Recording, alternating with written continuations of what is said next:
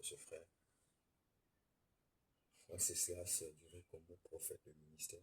Je voulais juste partager avec vous euh, un petit verset. On va prendre le livre de Deutéronome chapitre 5, le verset 20. On va dire un mot de prière. Éternel, bénis ta parole pour le canton de la bénédiction. Bénis les âmes qui étaient et les spectateurs qui écouter cette parole. Et c'est pour ça béni. Abat les divisions, abat les comparaisons. Jusqu'à ça. La Bible dit dans Deutéronome chapitre 5, le verset 20, tu ne porteras pas de faux témoignages contre ton prochain. Mais aujourd'hui, nous sommes les premières personnes à porter les faux témoignages des autres. Donc le thème c'est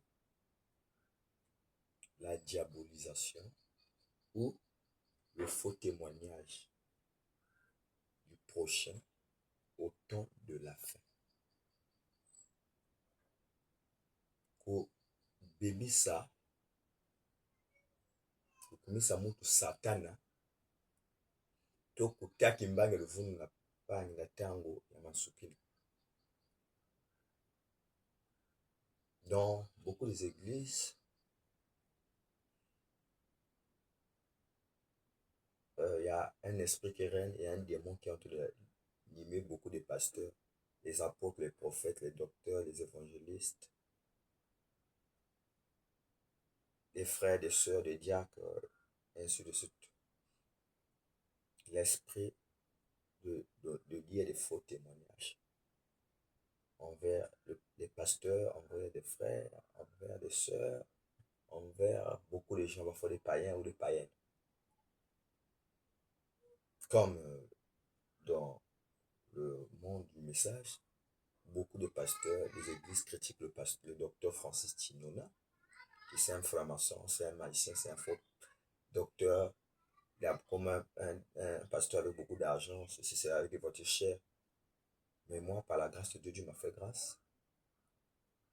Dieu m'a dit que c'est son serviteur, le docteur Francis Tinona, le soleil couchant tabernacle de la Poudrière. C'est pas un faux docteur, c'est pas un faux pasteur, c'est un véritable serviteur de Dieu. C'est Dieu qui lui a béni, qui l'a élevé. Mais à Pointe-Noire-Ici, beaucoup le diabolisent. Même au Congo, beaucoup parlent mal de lui. Beaucoup le détestent, on ne l'aime pas. Mais c'est un véritable serviteur de Dieu. Et il y a beaucoup de serviteurs de Dieu qu'on se parle en mal, on salit. Beaucoup de frères et de sœurs qu'on salit. On dit des choses sur eux qui n'est pas vrai. C'est le diable qui fait ça pour diaboliser. Même frère Branham, le prophète Branham, on lui a diabolisé. C'est un frère maçon, c'est un faux prophète. Ceci, cela. Tout ça, c'était le mensonge. William Branham, c'est un véritable prophète de Dieu. Donc, on doit arrêter de dire des faux témoignages contre nos prochains. On doit dire des choses qu'on a écoutées, des choses qu'on a vues de nos propres yeux. Même si le frère ou la soeur est tombé dans le péché, ou bien peu importe qu'est-ce qu'il a fait, mais le pasteur a fait je sais pas quoi. Nous ne devons pas être, on ne doit pas être trop rapide à juger les gens. Ce que nous devons faire, prier pour la personne, soutenir la personne, la parole. On n'a pas reçu mandat de critiquer les uns et les autres. On n'a pas reçu mandat de diaboliser les uns et les autres. On n'a pas reçu mandat de salir la réputation des gens. On n'a pas reçu ce mandat-là. Nous, le mandat que nous avons reçu, c'est prier pour les uns et les autres. Dire du bien des autres. Nous avons reçu le mandat de soutenir les uns et les autres. Soutenir spirituellement, physiquement, financièrement, matériellement. Dans les conseils et autres. Mais on n'a pas reçu mandat de critiquer les autres. On n'a pas reçu mandat de salir le nom des gens. On n'a pas reçu mandat de haïr les autres. On n'a pas reçu mandat de faire des comparaisons. On n'a pas reçu mandat d'avoir la jalousie envers les autres. On n'a pas reçu mandat d'empoisonner les autres. On n'a pas reçu mandat de mentir des choses qui n'est pas vrai. Comme concernant moi, euh, je dois dire quelque chose que, il y a longtemps ça a commencé. Et déjà, 3 personnes me parlent, c'est le chiffre 3, c'est le chiffre parfait. 2, c'est le témoignage. Chiffre 3, c'est la confirmation, la perfection. Il y a un apôtre de ministère, l'apôtre King Michel Souza, qui est président, euh, vice-président, qui est vice-président de l'association Le Pasteur du Message à Pointe-Noire. Une fois, j'étais dans son bureau, moi et l'apôtre Axel Kibichi, qui m'a vu, qui voulait se repentir avec quelque chose à se repentir. Si je le dis, il va voir ça, qu'il me pardonne, mais il y a certaines vérités qu'on ne cache pas, il faut dire. On ne doit pas encourager le mal, il faut connaître le mal, parce que la Bible dit, Paul dit, la Bible dit que non, ne prenez pas part aux œuvres infructueuses de ténèbres, mais condamnez-les. La parole de Dieu nous ordonne de ne pas encourager le mal, mais de condamner le mal.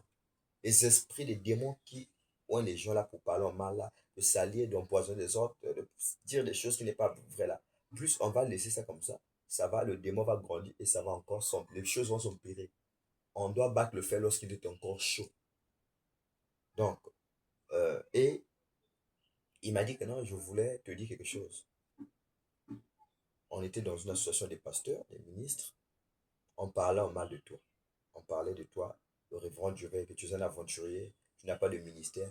Même l'église que tu as commencé, ça va pas mettre du temps, ça va fermer. Tu vas repartir chez le pasteur Joseph Mikala à plein évangile, tabernacle à Dieu. Et il dit que l'apôtre Michel King Souza me dit que même moi, je commençais à te critiquer, à parler en mal de toi, à salir ta réputation, salir ton nom.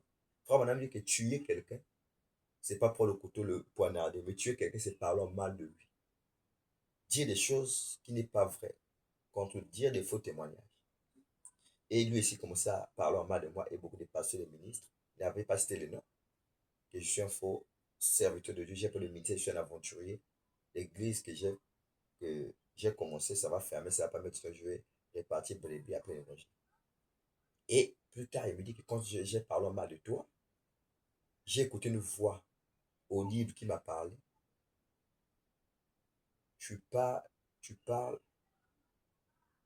il dit qu'il a écouté une voix qui lui a parlé que tu appelles mon serviteur aventurier, celui que j'ai choisi. La voix de Dieu lui a dit qu'il appelle moi, qu'il est en train de critiquer que je suis aventurier. Dieu lui dit que non, tu appelles, Jésus-Christ lui dit que tu appelles mon serviteur aventurier, celui que j'ai choisi. Dieu lui a confirmé que je ne suis pas un aventurier, mais c'est Dieu qui m'a appelé de faire ce que je fais là, l'œuvre que je fais. Et c'est là où il s'est répandu, il dit que je crois maintenant à ton ministère à 100%. Je ne peux plus te critiquer par le mal de toi. Il s'est répandu. Et plus tard, je crois le 25 décembre, il y a un autre serviteur de Dieu, je ne dois pas cacher le nom, qui m'a encore appelé pour la même chose. Lui, il s'est répandu peut-être 6 mois avant le 25 décembre. Et il s'appelle l'apôtre Eliane Mbika. S'il va sur ça, que Dieu le bénisse. C'est pas peut-être pour salir son nom ou quoi, mais c'est un témoignage que je donne qui est palpable, qui est visible. Quand on donne le témoignage, on doit dire des choses qu'on a écoutées, on a vu. C'est ça le vrai témoignage. Frère Banami. Et il m'appelle, Shalom révérend, il dit Shalom. Comment allez-vous? Il dit, je me porte bien. Et vous, je me porte bien aussi. Mais je voulais un peu me renseigner sur un peu des rumeurs que je j'écoute dans beaucoup d'églises par-ci, par-là. J'ai dit, concerne, ça concerne quoi? Oh non, ça vous concerne, ça me concerne.